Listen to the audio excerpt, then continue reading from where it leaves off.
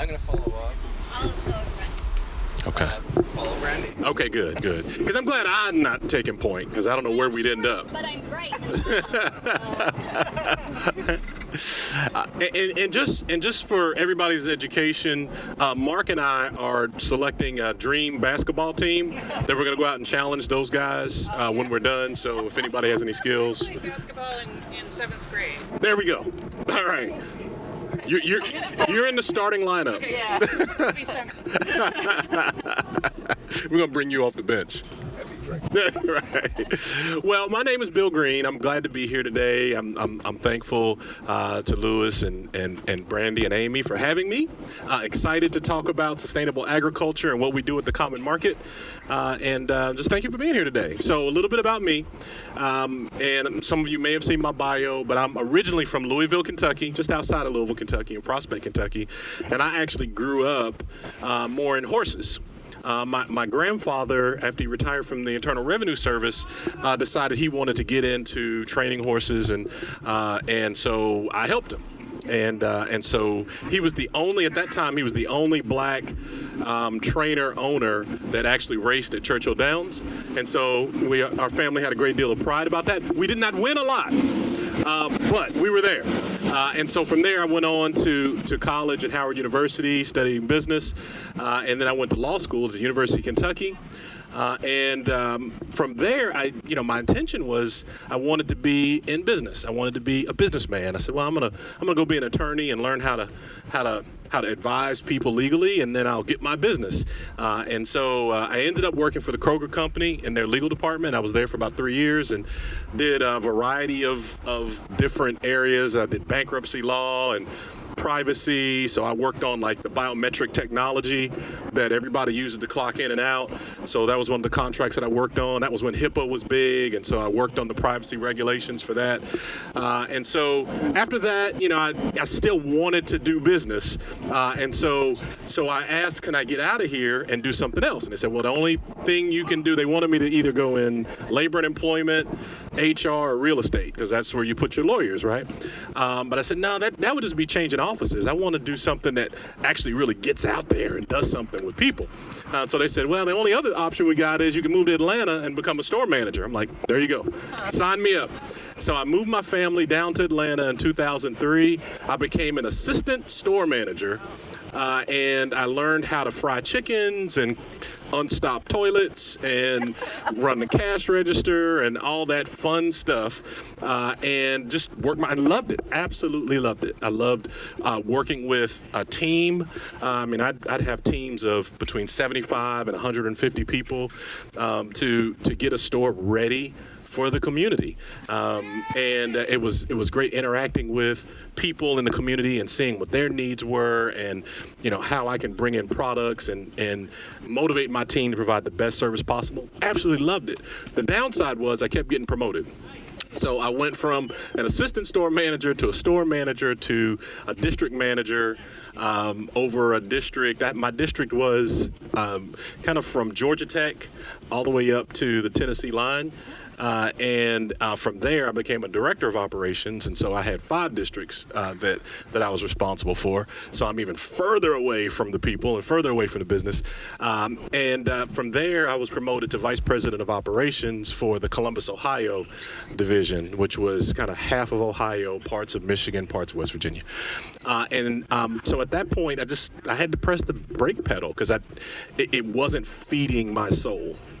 It wasn't feeding that piece of me. I wanted to do business, and I wanted to do business in a way that helped people. And that's what retail does, but it was a little disconnected from where I wanted to be. And so I walked away. I didn't have a job. I didn't know where I was going. I had 3 kids in college at the time. But I knew I didn't want to do that. And I said, every year that I do something I don't want to do is a year that I'm wasting my time. And so I just walked away. I worked for a year at an at-risk charter school. We were just talking about education earlier today.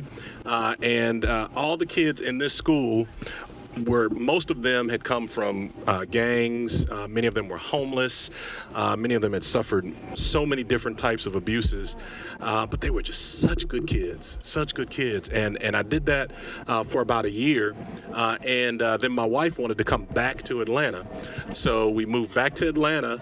And I saw an ad at the Common Market that said, we're serving fresh food in the community. We work with sustainable farmers. We're trying to change the system to democratize food access. And I'm like, that's my job. It's business. It's working with people, and it's about changing what we know currently. And so I said, that's my job. So I put on my suit, and I walked down to the warehouse, and I knocked on the door, and they said, can we help you? I said, yeah, I'm here about my job. And so they kind of looked at me and scratched their heads. But about 3 months later, it was my job. And so I'm now the executive director of the Common Market Southeast. We have 3 chapters currently. Our original chapter is in Philadelphia, and I'll tell you more about that as we walk.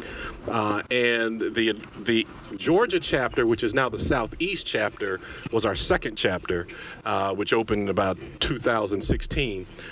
And then we opened 2 years ago our Texas chapter based in Houston. So what we do at the Common Market is we bring communities together with good food that's grown on sustainable family-owned farms. So I can tell you, like I said, more about that as we go, but that's kind of a background on me. My wife, as I was telling some people earlier, is an Atlanta Public Schools teacher.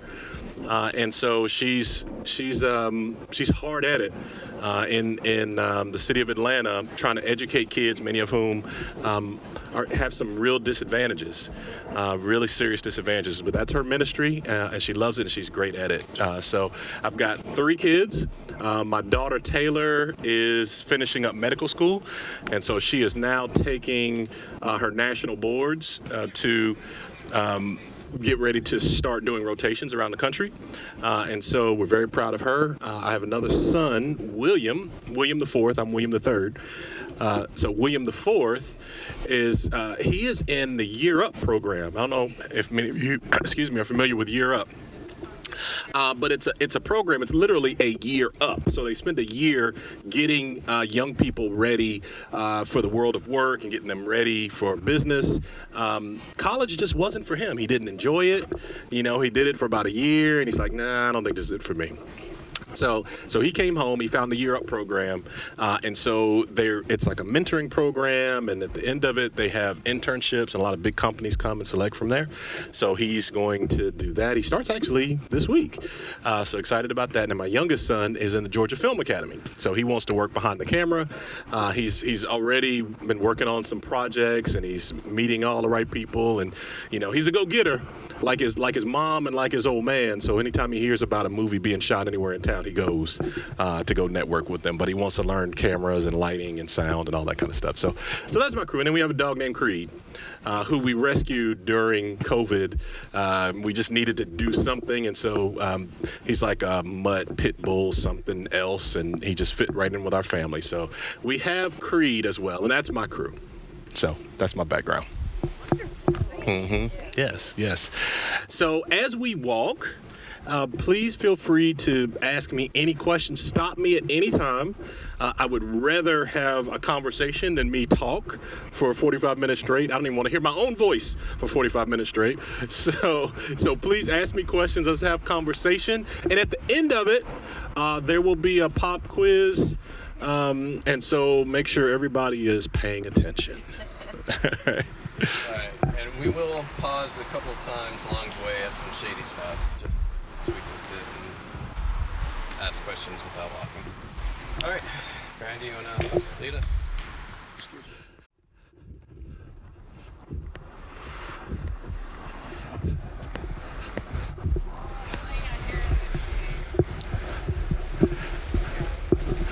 So that's free 99 fridge over there, and so we bring in a lot of produce from local farms. We work with farmers throughout the Southeast, primarily Georgia and Alabama.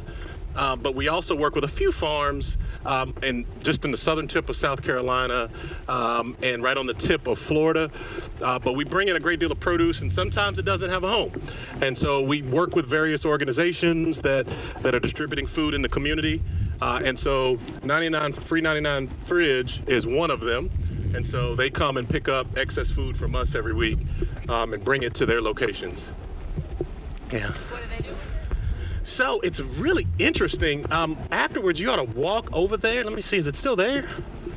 Uh-oh, it may not be there anymore. Oh, there it is, right there.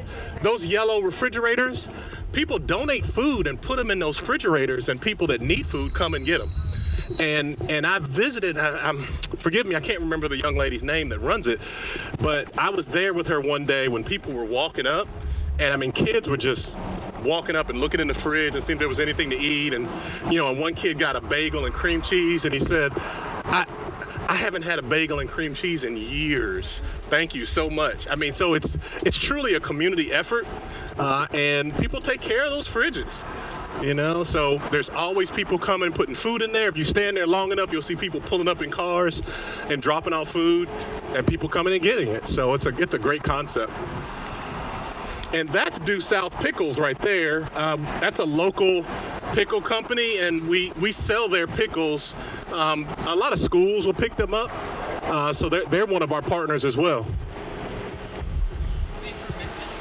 Yes. So yeah. Mm-hmm. So they got different flavors. I've actually never tried them, but it's like a drunken tomato and dueling tomatoes. It's like it's they've got different flavors. Very popular. Very good product. Mm-hmm. What's your favorite part of working with the program? Okay. So my favorite part of working with the programs that I do is I'll talk about both sides of the equation. So on the producer side, I love being on farm and just walking and talking with farmers. I mean, some of these folks are 4th, 5th generation farmers, and they take so much pride in what they do. And so there's nothing greater than walking around letting a farmer tell you about their growing methods, about how they make their own fertilizer. Oh, track. How much pride they have in the variety that they grow, and just walking in a farm and just grazing. You know, I'll never forget when I first took this job. I mean, I come from retail, so you know, it was a different kind of eating. When I went to meetings, a lot of times it started to change over time, but they would serve fried chicken, macaroni and cheese, and man, that was good eating. But it didn't fulfill me, you know. So I remember the first time when I first took this job, I stopped at a McDonald's and got some pancakes and sausage. I always loved pancakes and sausage, and I just, you know, I felt full, but I didn't feel fulfilled. And I was like, blah. And I went out on the farm and had a good visit. And then the next day, I didn't eat anything. But the farmer said, hey, try some of this broccoli. Try some of this kale. You know, try this cherry tomato. And I mean, I ate like just a few items, and I was completely full and felt great. And it just speaks to the value of nutritious food. And that's one of the reasons that the Common Market was started, was to democratize the food system, because we know there's certain communities that just don't have access to nutritious food. And so we are working with farmers at scale. Okay. All right, cool. So that's part of my favorite part. The other part is what I just talked about with Free 99 Fridge, is just getting out and seeing people that are doing good in the community. We work primarily through anchor partners, because when you look at the caloric intake that most of our kids get, 2/3 of it comes from school. So we work through schools, we work through hospitals, we work through universities to get this nutritious food out in the community. And so I love just getting out, talking to people, seeing how important the food is to them. So that's the other part that I love about my job. So you're helping the farmers, the local farmers, find a market, a big market for their produce. Yes. Schools, like bigger. That's cool. Yeah. And so there's some misconception about what we do. Like, We don't necessarily, although we do work with some urban farmers, we work with farmers that are growing more at scale, because we're looking to disrupt the current system and change the way food is purchased, changing procurement decisions at an institutional level. So we work with farmers that are usually between 20 acres to 500 acres that they're growing on, because we have to have enough food that when we do get these contracts, that we're able to supply the food that people need. So big is the key word there. Not huge, we're not working with the mega farms, but they're still family owned. Our criteria are they have to be family owned farms that use sustainable growing techniques that fit our definition of local. And we define local as 250 miles from our warehouse in East Point. And so what would be like the long-term goal of the project? Like where would you see, you said, you mentioned the word disrupt, what does that mean? So, yeah, that's a great question. So we have a strategic playbook that we go by, and there are 3 elements to it. And, I'll be speaking to various aspects of that throughout this talk today. But the 3 elements are relationship with anchors and continuing to strengthen those relationships with our anchor institution partners. Investment in agriculture, and there are different ways that we're doing that and helping farmers continue to find markets, but also finding new ways to new sustainable growing techniques so they continue to be impactful and how they're impacting the environment. But then the third is policy and advocacy. As Lewis was talking about earlier. So that's the third piece, trying to impact bid contracts with schools, impacting how municipalities decide which companies they buy from, impacting even in COVID relief, how the USDA decides which farms they're going to buy from and which providers they're going to buy from to do the emergency feeding. We were involved in the first 2 rounds of USDA funding for the Farmers to Families Food Box program. But then after that, it became very cost conscious, and only the large national players were able to get those contracts. And so part of our advocacy is it's better for the producers, it's better for the community, it's better for the local economy when you work with local distributors who are working with local farmers. And so that's a part of what we do. So the long range plan is to continue to find new ways to advance those 3 objectives. Do you guys have any thoughts on this new compost bill that's trying to get through at the federal level? Have not been that involved in that. Can you tell me a little bit about what some of the major points are? It's just a bill that's trying to increase basically, how we've got federal funding for solar power and stuff like that. It's trying to create federal funding for composting programs throughout the country. To help composting become more of a popular and accessible thing. Yeah. Well, that's definitely something that we support. Compost Now used to be a tenant of ours before they completed their warehouse. So we still have a relationship with them. We try not to give them a lot because we want to get that food in somebody's belly. But if we can't sell it and we can't give it away, and that happens sometimes. I mean, we had a glut of cabbage that everybody at the same time had cabbage, and everybody was giving it away, and people were like, "No more cabbage," and so we got stuck with some cabbage. So when that happens, it's good to have a composting solution, and so we definitely support that. But we try not to use it as much as possible. I use Compost Now. They send me a letter saying, "Hey, tell your federal representatives about this." Support it. I was just curious. Yeah. Okay, everybody stocked up on water. Let's keep going. So what is sustainable farming? Yeah, so sustainability has so many different definitions, and it just depends on who you ask. So we look at an aggregation of different sustainable activities like rainwater collection, cover crops, crop rotation, anything that is regenerative for the ecology. So that's kind of how we've loosely defined it. One of the initiatives, I talked about how we're investing in sustainable agriculture. One of those investments is that we are now working on an assessment tool that we're going to use to assess the sustainability of each of the farms that we work with. And we're doing that for a couple of reasons. One, it's to help those farmers be more marketable, that they're able to tell their story about just what sustainability means to them. So there's a marketing piece to it. It's a way for them to sell more product as well. But also we're using it as a baseline data point to measure their growth, and also to measure the growth in purchasing habits of our customers.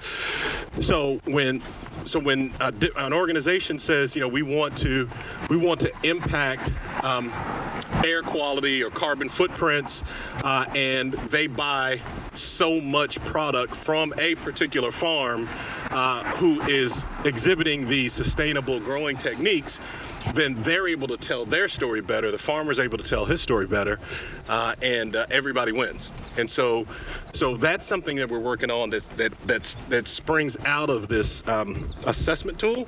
And then the last piece of that is that we're tying funds to it. So last year, I mentioned that we had the Farmers to Families Food Box Program contract, and we did over 6 million pounds of food last year. And that was more than 2 times the total business that we've done in this market since we've been here in 2016. So it was a huge, okay. And so what we've done, and that was just in the Southeast, in our Mid-Atlantic region based in Philadelphia, they did 3 times that. And so we took those funds from all that activity last year and have developed a direct impact fund, a direct investment fund, where these farms, if they need tractors, if they need irrigation, things that they need on their property, we're able to provide no interest loans to them based on their commitment to sustainable growing.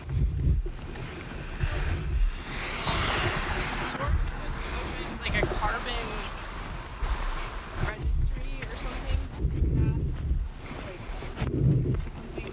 So are you guys going to get involved? It's voluntary where you can register your business for carbon credits. Or is that going to be part of your strategy? That is something that we're going to encourage our farmers to definitely participate in, because that's right where we live. Okay. Yeah, that's right up our alley. So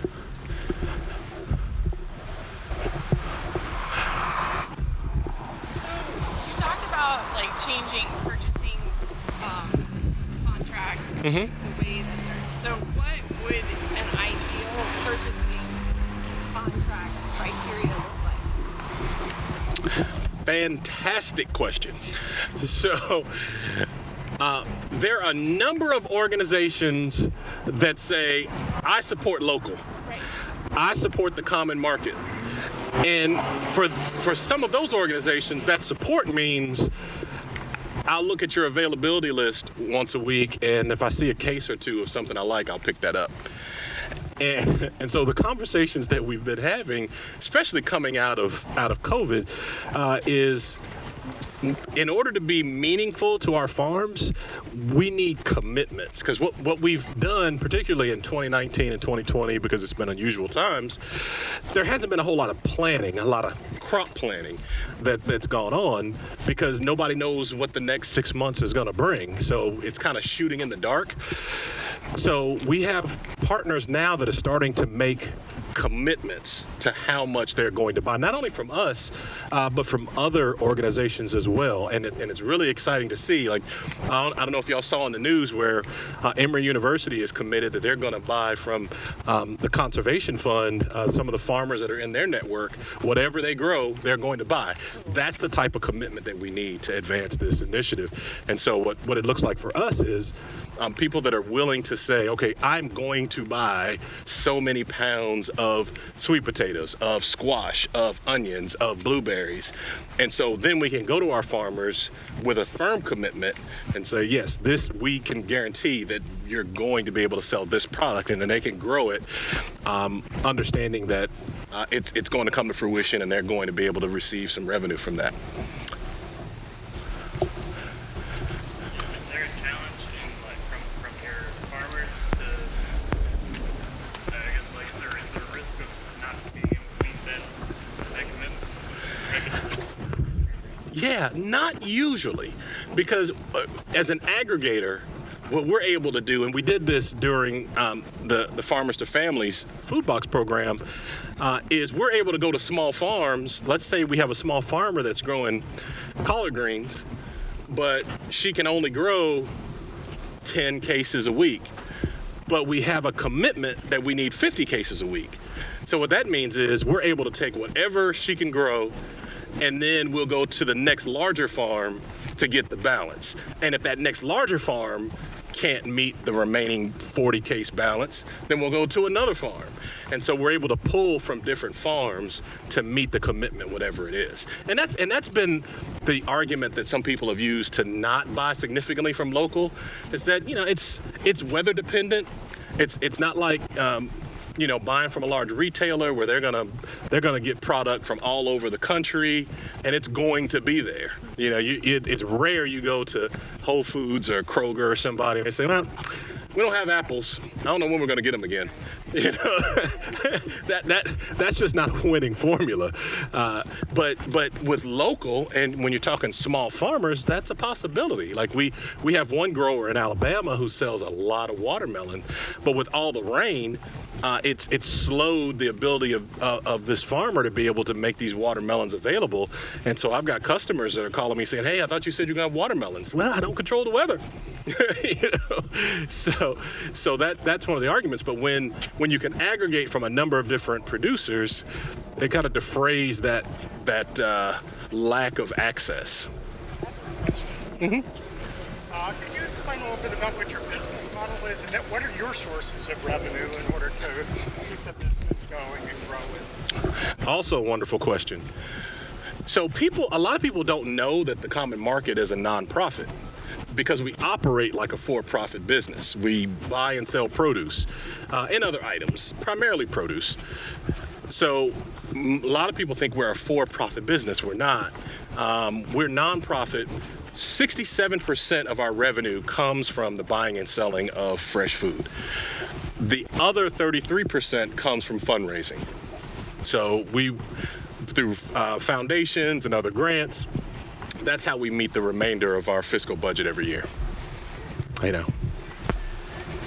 In your relationship with your farmers, what percent of the take you get, and compare that with what's typically true in the commercial? So we have a markup that depends on what it is. So meat is harder for us to move. So, you know, our markup on meat is a whole lot less. And in fruit, it tends to be more, just because fruit is a tougher business. And so the markups just really depend on the item. But basically it's to cover the cost of, you know, our warehouse space, our trucking, the team that assembles the orders, and the cost of running a truck to go pick up this product. So yeah. But in terms of how the margins compare, I would tend to say that our margins are higher than they are for your standard retailer, who's buying in more bulk, and they get better pricing, and frankly, they're in a tighter fight for that customer's dollar, so they're squeezing every penny. So I can remember my former life. If you have an establishment that's getting 3 cents to the bottom line, you're doing something. Yeah, it's a tough industry.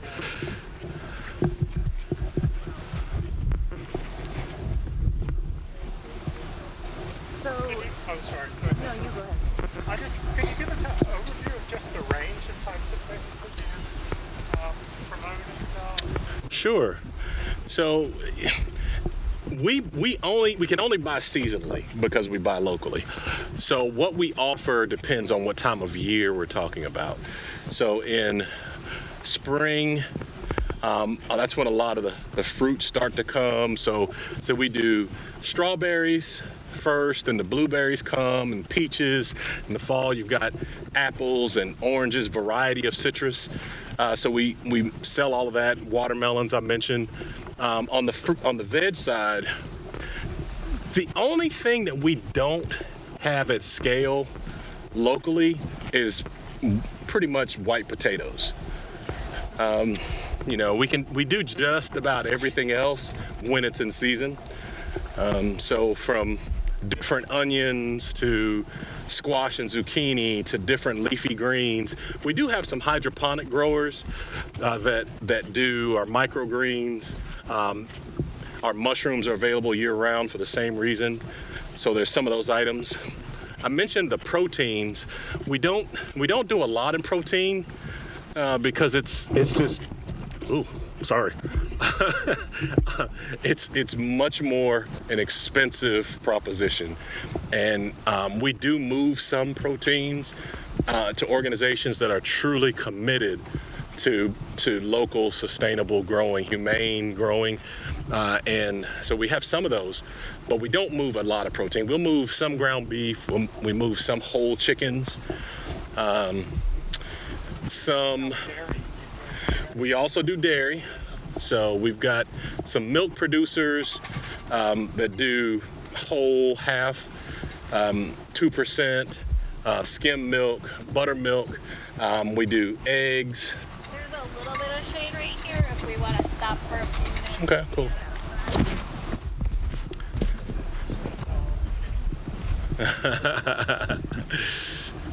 So we do a variety of dairy as well, and then we do some value added, like jellies and jams and honey and grits and granola and due south pickles and things like that. So Are heirloom products part of your? yeah, we move a lot of heirloom products, a lot of heirlooms. So we have some relationships with some retailers. One, in fact, Whole Foods gets a lot of heirloom tomatoes from us. So yeah, we move a lot of heirlooms. Where do you get your mushrooms? LJ Mushrooms, Howard Burke, and he's all over. He's in a number of different retailers. He does a great job. So, but he also supplies us. So that's got to be a single source, right? It's like Pretty much. majority of mushrooms are made in Pennsylvania. Yeah, pretty much. I have had a couple of other mushroom growers reach out to me that are newer at it. And so we're still developing that relationship, but right now it's just Ella mushrooms. And pretty much for apples, we're single source as well. So BJ Reese up in the same area is usually our apple person, and he provides a wide variety of apples for us. So you mentioned cabbage. It was an issue at one point.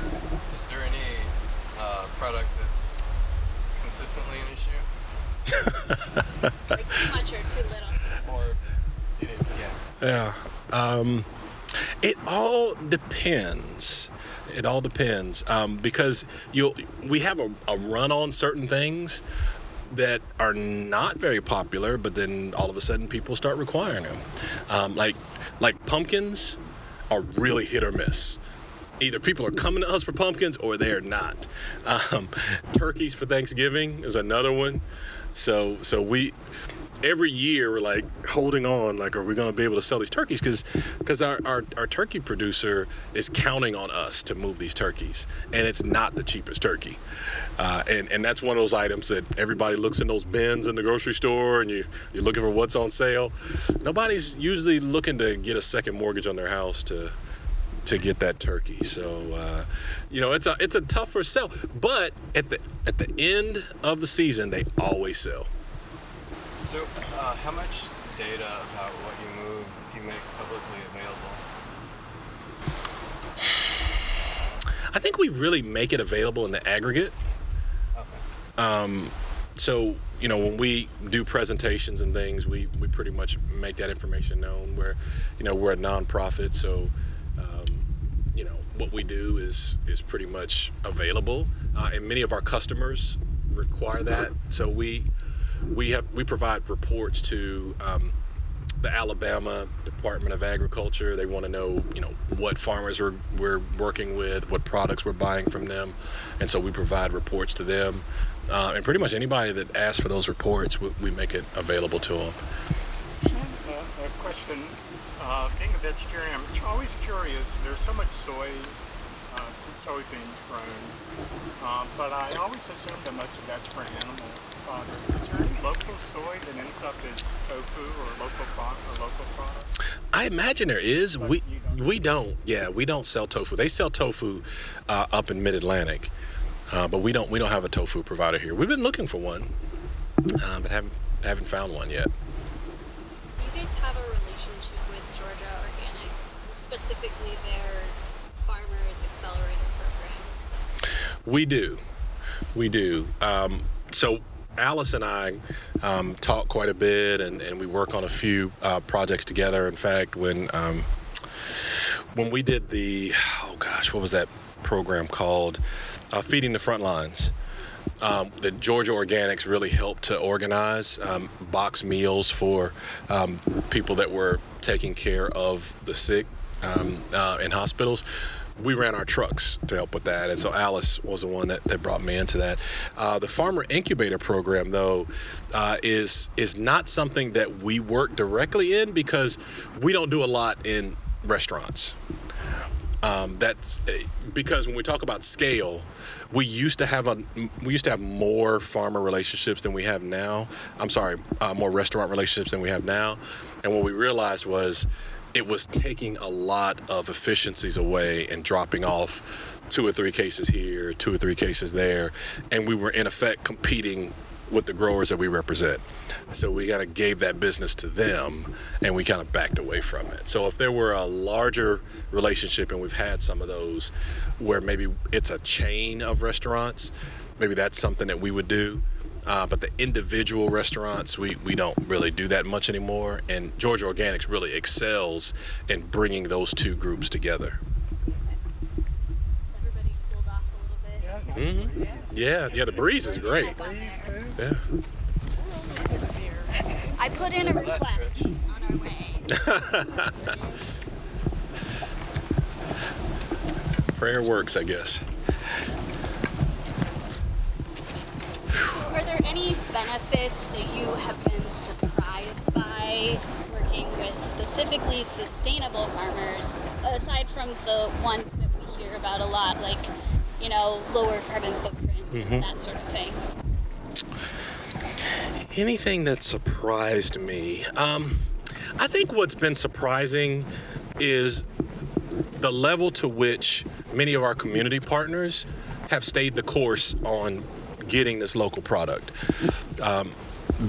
Because there's ARPA funds, there's other funding sources for the emergency food distribution, and those dollars would go a lot further if they just went with the lowest cost. But they've truly stayed the course on trying to provide the most nutritious local food possible. So some of our partners are YMCAs. We do a lot with them. Project Open Hand, Urban Recipe. A lot of these local organizations continue to buy from us and buy from our farmers because they see the value proposition that we bring. So I think that's what's been very surprising. Do you guys ever provide food prep workshops for your customers? Because I've read that one of the issues with giving, the programs that give people food is that people don't actually necessarily know how to prepare that food properly and store it to keep it safe and healthy. Right. So that's not something that we do, but we partner with organizations that do. So part of our relationship with Project Open Hand is that when we do a box distribution, some of our partners do want that educational piece. And so they will do the write-ups for us and put those in our boxes. And we've also supplied food to them for their food as prescription program as well. And so we don't do it, but our partners do. All right, and it looks like we are here almost. So if you have any,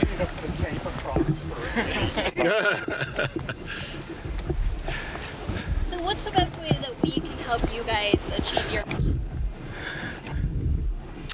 I think just continuing to advocate that the lowest cost is not always the best for us, because there's always a cost to be paid. And so I saw a stat that like $1.7 billion in food waste is produced by schools every year.